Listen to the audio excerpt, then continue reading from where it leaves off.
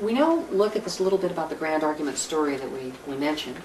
Grand argument story is when all of this stuff here is included, every little detail down to the last smallest element of character.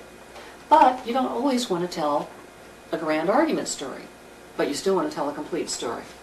If you just took one of these areas, like mind, you could explore nothing but people's attitudes and leave out the activities, the situations of the universe, the manners of thinking, and just look at attitudes, and that short story would then be only 1/4 as much detail and 1/4 as long, probably, depending on how you tell it, but it would be complete, because you said, this is the scope that I want to explore in this story. And the audience will then look at that scope, and they'll be able to say, yeah, okay, as long as the author covered everything in here, then I'll buy that. It's a complete argument. But the biggest danger is that if you decide you want to add just a few little bits out of this other area, the audience is going to assume that you're trying to make a larger argument. And they'll start trying to put those pieces together, and they'll invest their emotional effort and time into working it out.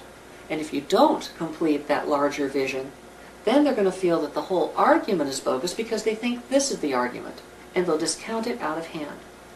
It is far better to satisfy your audience by limiting your scope and staying within it and exploring that in detail than it is to add extra details that make it more complex and bigger but not completed and make them feel that they were wasting their time because you didn't do your job as an author to make it complete.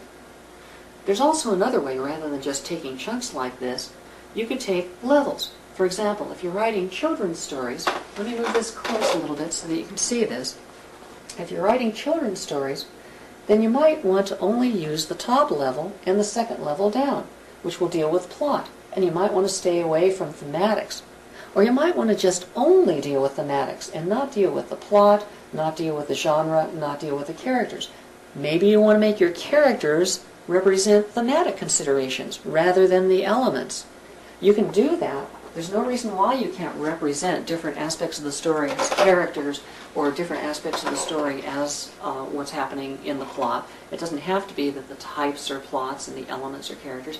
But if you limit it in depth, then you end up making a complete story because it still has the breadth, but because it's not as deep, children of younger age can get into it and feel there's a complete exploration, but it doesn't go deeper than they're capable of resolving at this stage of development of their minds. So, by chopping things up that way, you can come up with a multitude of different kinds of stories, and we call it, when you take slices like that, vertical, slicing. And when you take them horizontal and take off pieces, we call it dicing. So by slicing and dicing the grand argument story, you can end up with any number of complete stories that you want to be careful not to go outside the scope and make it feel incomplete. But any number of complete stories of a smaller nature. So a story doesn't have to be a grand argument story to be good. It can be a small story and still be complete. And in fact, you don't even have to tell a story.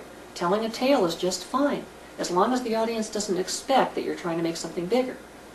Because you see, when you tell a story, a tale is like a scanning line on a TV set. It's a series of scenes or sequences, and that's all it is, just experiences if it's one long line. But if you put it on a TV set, then each line has to do double duty. Each sequence, each scene is a mini tale. Those tales stacked up together eventually create a larger picture. And every single event that happens in that sequence or scene not only has to make sense linearly, but also has to do double duty by fulfilling its function as part of the larger mosaic. That's the relationship between the events that happen linearly in a tale. There's no other obligation. It begins, these things happen, it ends, it's proven that path, as long as there's no missing steps, as long as it's consistent. But if you want to tell a story, then you're going to need to make sure that it comes up to that larger view that says this is better or worse than all the other ones that might be, and it creates a larger meaning. Every single story point has to do double duty.